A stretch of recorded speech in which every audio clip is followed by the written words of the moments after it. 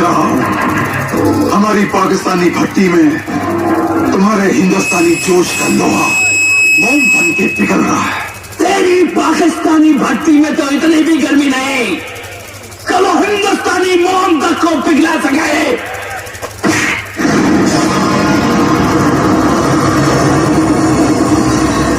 तबरेज मियां, दुश्मन के अंदर जब फौलादी जज्बा पैदा हो जाए तो उसे मारना तो बहुत आसान है, लेकिन तोड़ना बहुत मुश्किल है।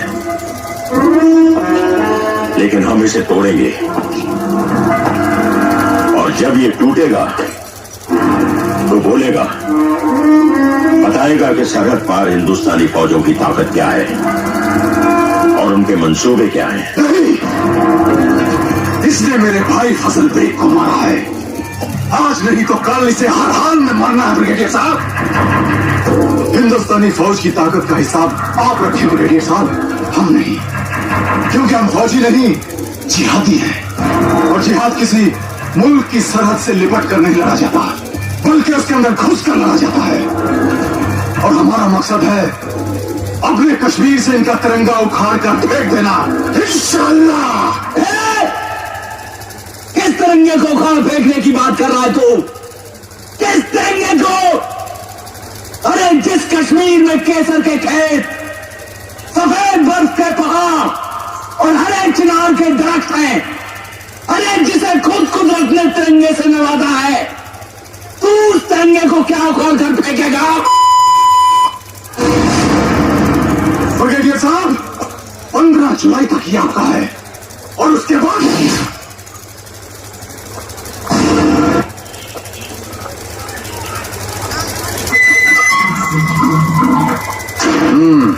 ओए, ये क्या गुस्ताखी हो रही है?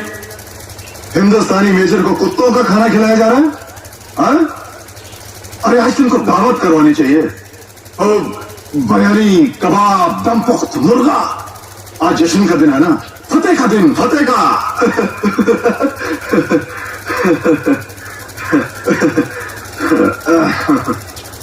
जानते हो मेजर राम, हमारे जांबाज जिहादियों ने कश्मीर की असेंबली, दिल्ली की पार्लियामेंट और कलकत्ता की एम्बेसी के बाद मजहबी आग फैलाकर दहशत और खौफ से हिंदुस्तान की सियासत की जड़ें हिलाकर रखती हैं। अब वो दिन दूर नहीं है मेजर राम, जिस दिन हम जामा मस्जिद की दहलीज पर खड़े होकर लाल किले पर फहराते हुए हरे झंडे को सलाम करेंगे, इंशाअल्लाह। तबरेज, तू तो पूरा मुझे शेख चिल्ली लगता है रे। जानता है शेख चिल्ली किसे कहते हैं? जो दिन भर चारपाई पर लेटे लेटे ख्वाब देखा करता है। और तू तो खड़े खड़े ख्वाब देख रहा है, कभी जामा मस्जिद पे नमाज पढ़ने का, तो कभी लाल किले पे हरा झंडा फहराने का। अरे तू अपनी कैद में एक आम हिंदुस्तानी सिपाही को तो खौफजदा कर न सका, पूरे हिंदुस्तान को क्या खौफजदा करेगा? और जिस मुल्क की बुनियाद को तू हिलाने की बात कर रहा है ना, याद रख, तेरे मुल्क पाकिस्तान की बुनियाद उसी हिंदुस्तान पे खड़ी है। अरे शुक्रिया अदा कर हिंदुस्तान का, जिसने तुम्हें खड़े होने के लिए जमीन दी। खामोश, चिल्लाओ मत। बहुत हो गया तेरे खौफ, आतंक और जिहाद का रोना धोना। अरे खैरात में मिली जमीन पर अपने मालिक को याद करके अमन चैन से रहना सीख। और ये मत भूल कि जो जमीन देना जानते हैं वो जमीन लेने की हिम्मत भी रखते हैं। और जिस दिन ऐसा हो गया ना, उस दिन तेरे मुल्क का दुनिया के नक्शे से नामो निशान मिट जाएगा। जय राम जी की। मेजर राम,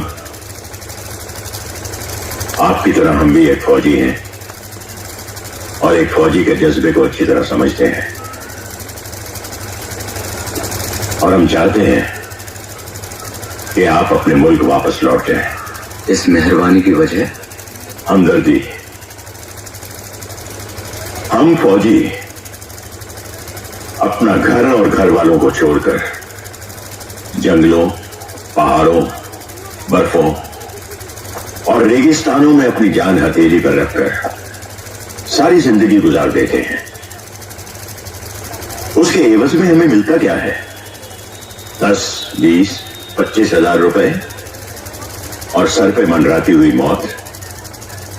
आज से आप हमारे कैदी नहीं, दोस्त हैं।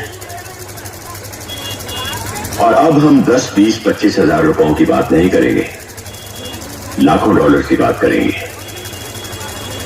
आप बताइए कि आपको कितने डॉलर्स इस मुल्क में चाहिए?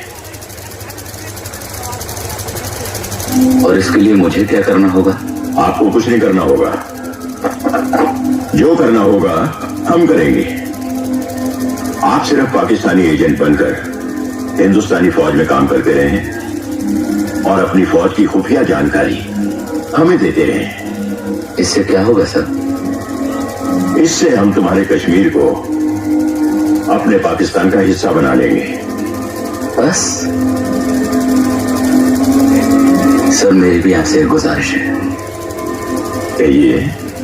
आप अपनी सारी पाकिस्तानी फौज की और सारे पाकिस्तानी आवाम की एक लिस्ट बनाइएगा और उन सबसे पूछिए कि अपने मुल्क के साथ गद्दारी करने के लिए कितने डॉलर चाहिए उन्हें। क्या बकते हो मेजर? वो समझ होइए सर। आपने अपनी बात कही, मैंने शांति से सुनी। अब मैं अपनी बात कर रहा हूं, आप शांति से सुनिए। हाँ, और जब आपकी लिस्ट बन जाए तो मुझे दीजिएगा। मैं उसे हिंदुस्तान के राष्ट्रपति और प्रधानमंत्री साहब के पास भेजूंगा और आपसे वादा करता हूं सर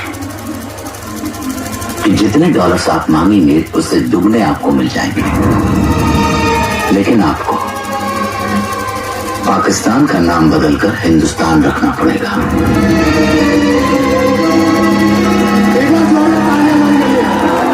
इस सोच में पड़ गए सब। बोलिए, है हिम्मत? लगाते हैं दांव? सोच कर बताइएगा। जय राम जी की।